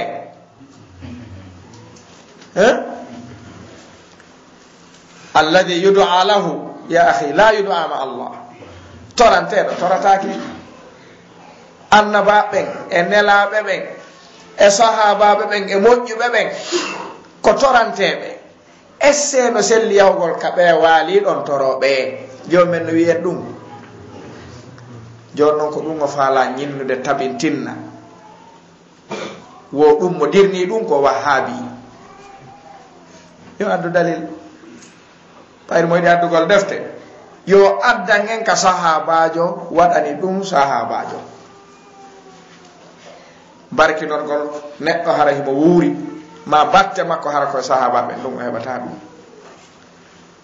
kono noon ɗeɗo defte sa darti nde deftere tede attabarruku anwa'uhu wa ahkamuhu ɓen ɗon hino yewti kala subuha ko dagimɓe ɗum ruttiri ɗum e nder mayre woɓɓe go windi deftere attabarrukul mashru wattabarrukul mamnu no woodi newnaɗo no woodi mo newnaka newnaɗo on ko waɗaɗo waɗanaɗo nelaɗo waɗana kadi fewno nelaɗo on wuuri waɗa kadi e batteji ɗo acci ɗi ko ɗum si annabi yaquba barkinori dolokke annabi yusufu on ay ko hakkude annabi e annabi sahabaɓe barkinori nelaɗo on se yawtiɗo landoɗen mo kanko mouhammad sharifu ko honto yiiɗen ka annabajo barkinori mo wona annabi ma ko honto yiiɗen goɗɗo goo no barkinora harana o annabi hara ɗum ko moƴƴo waɗi ɗum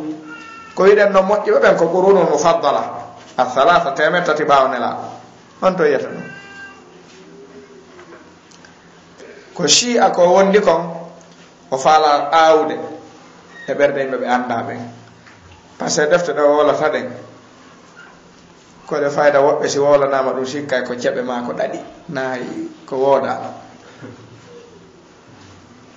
ko wana noon sen darti ngal ɗon damal tigiri hino jaɓa sahabaɓe waɗani ɗum nelaɗo o ari kadi o dallinori fatul bari e irshadu sari o wi ɗum hino ton te ɗum ala nder ton few ko woni nder ton ko sahabaɓe barkinori salligi nelaɗo ɓe barkinori ndiyan ɗan nelaɗo salligi luttini ɓe barkinori sukundu nelaɗo ɓe barkinori coñci nelaɗo koɓe accuno nde nelaɗo yawti yo addan en ko hombo e sahabajo waɗana ɗum o soggi ha o maƴi o wi wo sahabaɓe barkinori abbas wono jeeyanoyo hoore waɗuɓe ɗum umar abnil khattab wo tawassala umar bi abbas wo hadis on no selli mo ka boukhari wiɗen eyi joni si tawi abba oɗo umar ko o barkinori ko abbas tigiri wona du'a abbas on o barkinori abbas e nelaɗo hombo ɓuuri moƴƴude na nelaɗo si tawi no selli barkinorgol nelaɗo nde ɓe wuuri ene ɓe feƴƴini ko honɗum umar e sahaba ɓen fof accanta nelaɗo ka ɗaɓuru ɓe ara ɓe fewta abbas ɓe natorano men ndiyam ɗum woni lannanga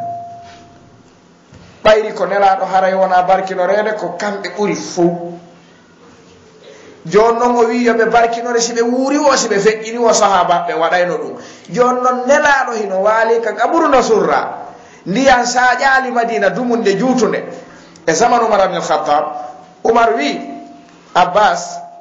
menen hari si ndiyar ron kisajude zamanu nelaɗo men arayno ka nelaɗo mi wiya nelaɗo torane men ndiya e yiɗuge hadis Anas ibn Malik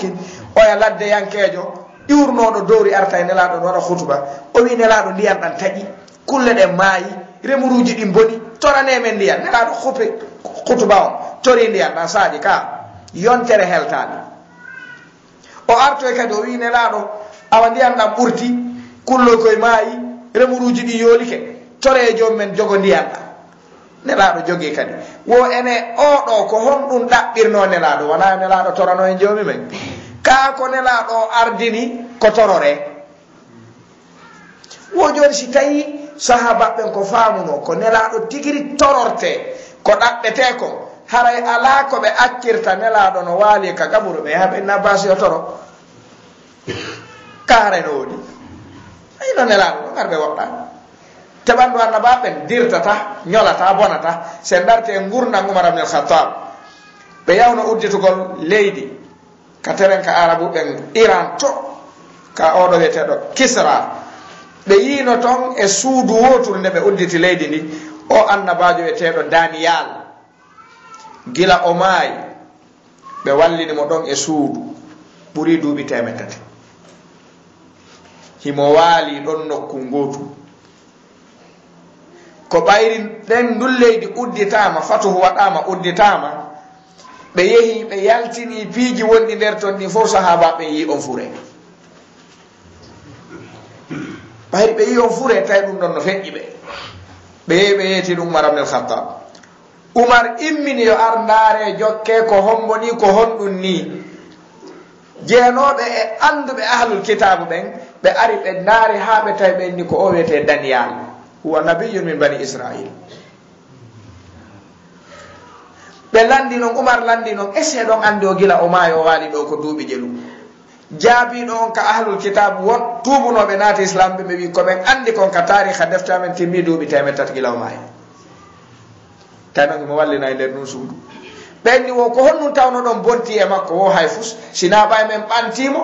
so heeɗa e sukunu makko ka o walorno ɗon heddino ka o waali ɗon min yaal ko wiye makko ɓuri ɗum ɓaynelaɗon ɓe maki leydi ndi ñamata tewo annabajo Umar ibn al-Khattab fiyo uddu damal argol barkinorgol on ko ahlul kitab wonno wadde kon o detti programme o wi yo naata ka nder leydi ase kaburuji 11 ñalorno sertuɗi nokkeli sertuɗi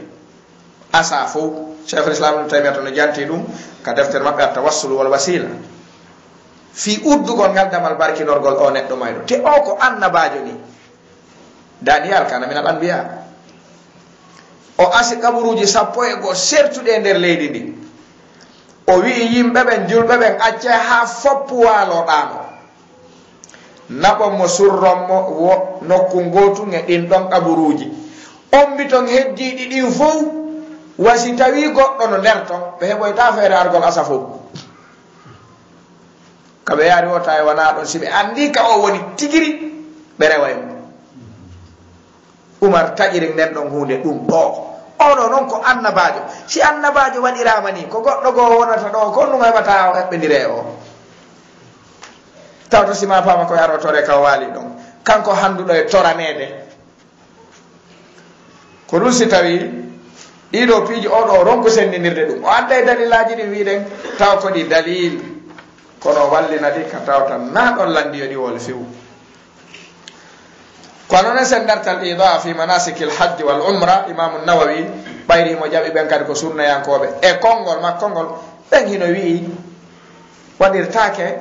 tamassuhu bil qubur waɗirtake a tawassul ɓe jaɓa ɗum kamɓe few ko wano noon kadi ka damal o addi teddingol koko tawata islamu fawayo teddine ha ton o additay ko faala hollude yimɓe ɓen ko tawassulu fof no selli kala wiiɗo sendidira ɗum haray o bonni ɗettu ko faalla o waɗa no moƴƴi o addi aya qur'an o suratu maida o addi oya suratu isra walladina yad'una yabtaguna ila rabbihim alwasila o addi on eni ɗum ɗon kadi ko hunde sellude o gayni o fermiri yewtere makko nden wondema fi moɓodirgol janto joomi men o wi ɗum hino ari ka Bukhari ɗum no ari ka Muslim ɗum no ari ka Abi Dawud o soggi defte ɗuɗuɗe tawi ko gonga makko ɗen hadise je hino ari ton kono karamo koɓe ka wi ɗen hino ari ɗon ɓe sarhiɗe wonna ɗum wona wolde kono noon imam oɗo imam Ibnu Hajar e imam Badruddin al-Ayni sarfu ɓe defteɗe ɓe sappiɗen fof ɓe wi majalisu dhikr heerora jooɗagol tun janto joomi men ɓe wi ka jooɗa qur'ana no jangede fire ko majalisu dhikr wiyete ka jooɗa hadis no firtede ko majalisu dhikr wiyete ka jooɗa waaju no waɗede ko majalisu dhikr wiyete ke kadi ɓeɗo fof hay goto ala jaɓuɗo yo jooɗe sonkidede wotere ala jaɓuɗo e maɓɓe ɗum mala yi hadis selluɗo Abdullah ibn Mas'ud o haɗuno ɗum ka o haɗano ɗum o haɗi ɗum nde wari o tawi ɓe ka jollirde ɓe wallini kaaƴe ɓe sonka ɓe konta o inni ɓe ɗum ɗo o gaddi kesum ko goo hara hiɗon ɓuri nelaɗo peewal fewgal ma ɗum hara o sinci ka nder dina ko ala e nder dina ka ɓenndi womene ko moƴƴere tum men faala ɗum na dow bonnugol o wi ɗuɗi faalaɗo moƴƴinde taw o hawritali fiw ɗum ɗon hina jeeya e ko oɗo neɗɗo wonno wolde amma ka bange tefoore hino jeeya e hulasa yewtere makko nden angal sendidirgol wiiden noon ka ahlu sunna wal jamaa kamɓe ɓe sendidiri hiɓe addi e nawu mo tawata si ɗiɗa sartiji nayi timmino selli si tawi ɗi timmali hara sella ɗum ɗon hino jeeya e ko tawata o addi e nder yewtere makko nden kanko oɗo wiyeteɗo Mouhammad Sharif Ar-Rafidi ko wano noon o yewti ona hadis mo adduno dallinorgol ɓemmen adama waɗi tawassulu nelaɗo Cheikhul Islam Ibn Taymiyata ɓe maaki ko hadis mo tawata alaka o ɗetta o ala taw asli a jokkatamo ha yama nder deftere hadis ka o haali tawta himo selli hunde wannode tan ɓemmen adama ɗum no landi sanado timmuɗo si ɗum tamita piiji buy feƴƴi hakkude ɗo ko wano noon hadis jeɗe o dallinori ñinnugol ɗiɗo piiji fof karamo koɓe no jantiɗum e nder defte loyini wono imam Ibnul Jawzi no waɗi deftere al mawdu'at ɗen hadis ɗe ɗo dallinori fi fadailu ziyaratul qubur fof hino nder majje ɓe wi ala e majje selluɗo ɓe waɗi kadi wonde kadi al ilalul mutanahiya fil ahadisi l wahiya ɓe addi ɗe nder ton imamu Shawkani waɗi wonde e al fawaidul majmu'a fil ahadith al mawdu'a ɓe wi hadis mo yiɗa nder ɗo wo ɗettaka e nelaɗo ala asli ɗen kadi no nder ton Cheikhul Albani waɗi wonde silsilatul ahadith ad-da'ifa wal mawdu'a wa atharuha sayyi fil umma ɗen kadi no nder ton joni noon si tawi karamo koɓɓe ɓe wi idha kana al hadithu da'ifan fala taliqa alayhi si tawi ko wonɗa dogande tiiɗingol kon ko tiiɗinirɗa kon hino loyi ko tiiɗinte kon honno tiiɗirta si tawi a wi nde ɗo hunde no selli seede muɗum dalilon ko ɗo hadis tawi noon on hadis ɗon ko lowɗo hara ko no tiiɗinirta ko joguiɗa kon ko wonɗa tiiɗinirde kon koko loyi ko ɗum si tawi ɗiɗo ko no jeeya ka raɓɓiɗinnagol hulasa yewtere makko nden no addiri nde non sen heɗitike nde en tawa ko faala yo faame ko ahlu sunna wal jamaa ko woɓɓe ɓe wiyeteɓe wahhabiya e ko wi kon ko woɓɓe tawi o fenay ɗum ɗeɗo deftere jantine sen hote majje yiye ɗum o faala kadi hollugol barkinorgol yimɓe ɓen fof no selli bal saliɗo ɗum wonko sattinɗo tawi ɗum nagonga makko o wi kadi jokkorgol kala ko faalaɗa waɗa hakkude ma jomum ma no selli tawi ɗum kadi wala dalile ɗum kono ɓayri ɓe o jooɗi hakkude mumɓen ko tiiɗinoɓe tun ko ɗum si tawi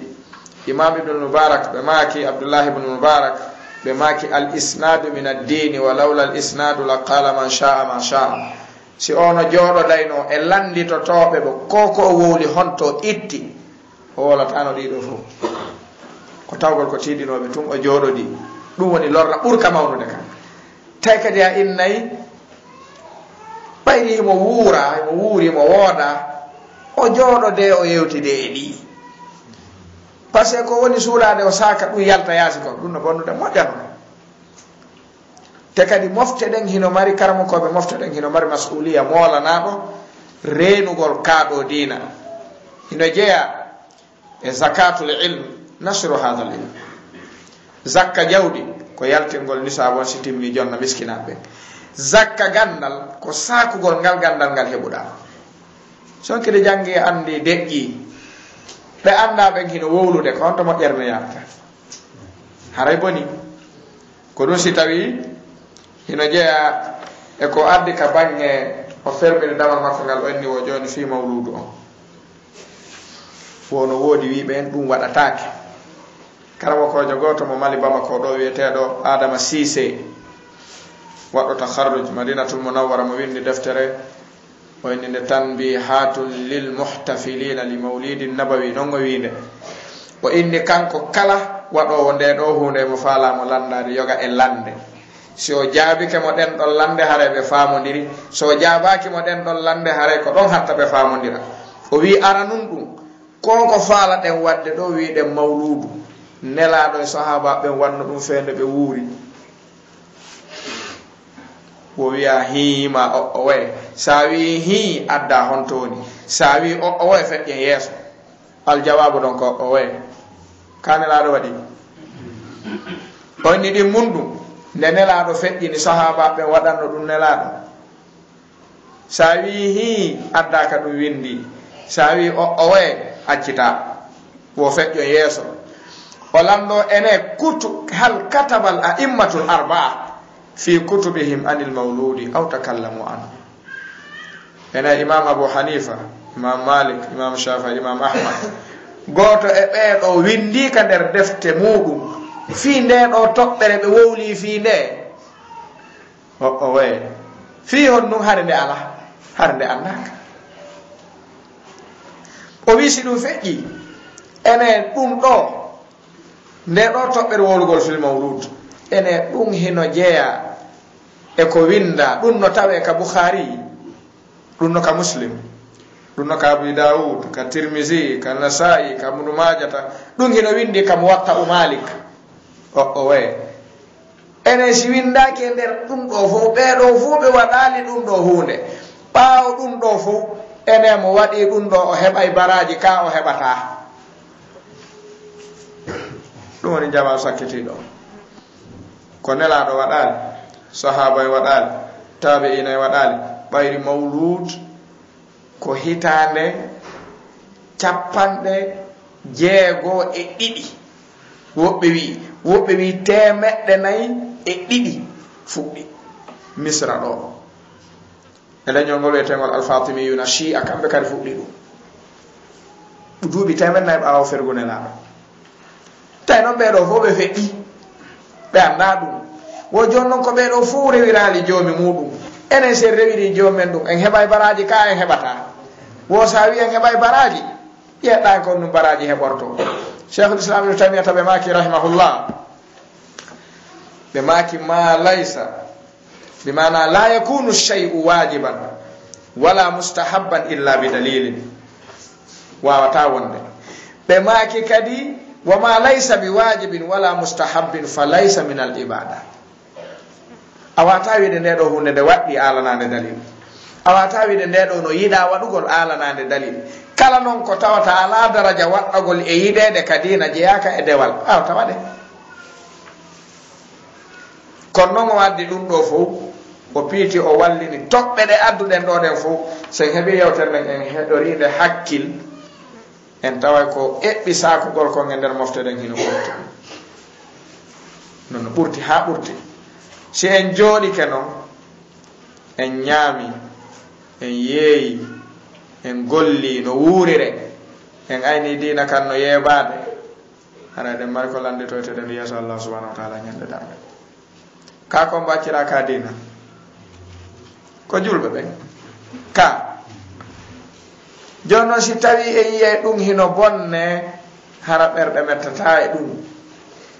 o gandi no jeeya ko ɓuri satbi mana lowde gonɗinal julɗo ko tawgol mo so yi bone mettaymo ka